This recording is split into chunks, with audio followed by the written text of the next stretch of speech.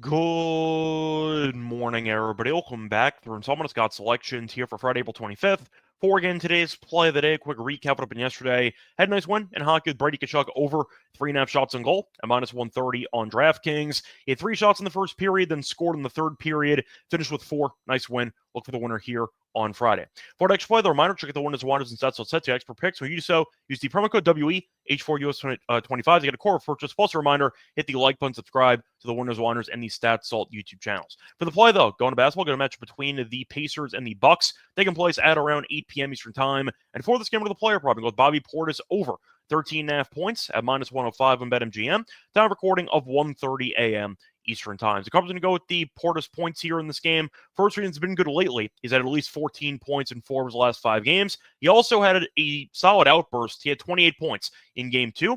And I do think he's going to play a lot of minutes because of his great outburst in Game 2. Not to mention how weak Milwaukee supporting cast is, but I see a good spot for Portis to once again have a solid game on Friday. Now, he played 32 minutes in Game 2 because he was easily Milwaukee's second best player behind Giannis. We know that Dame came back from blood clots, but he's still a bit rusty out there. And I do wonder if Portis will get more usage because of Lillard trying to get reacclimated into the actual, I'd say, lifestyle of playing NBA games again. But you are looking at Milwaukee, who is pretty desperate, and Portis has been very solid so far for them this season. Of course, he's been around for a long time. He's always been a solid energy guy, and he does have a pretty solid amount of offensive weapons, whether it involves the post game, whether it involves three-pointers, which he had a bunch of in Game 2. I think, once again, his variety can definitely help Milwaukee score, and I do see some opportunities for him to capitalize on Indiana's defense here in this game on Friday. Now, you're looking at his home numbers, been good. He scored at least 14 points in 6 of the last 8 home games. Milwaukee's also at a high team total in this game.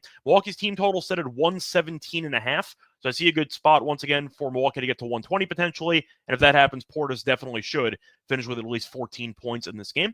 Plus, Indiana's been bad against power forwards this season, as the Pacers are allowing the 11th most points per game to opposing power forwards. So I do think you're looking at a good matchup for Portis. And last but not least, he's been good in the head-to-head against Indiana. He has scored at least 14 points in 8 of his last 10 games against the Pacers. So once again, you're going to give me a guy who had 28 points in Game 2. He's at least 14 points in 4 of the last 5 games he's played in. Played 32 minutes in Game 2. Should play a lot of minutes here in a must-win game in Game 3. He's had at least 14 in 6 of the last 8 home games, and he also has had at least 14 in 8 of the last 10 against the Pacers. I think this number is just too short. I think Portis could have a decent game and still walk into 15. Might have 20 again, who knows. But if he ends up playing 25-plus minutes in this game, I like his chances just based on usage alone. So I am going to go with the over for this prop. So once again, the play of the day here for Friday, April 25th is going to be on Bobby Portis over 13.5 points at minus 105 on BetMGM. Bye, everyone.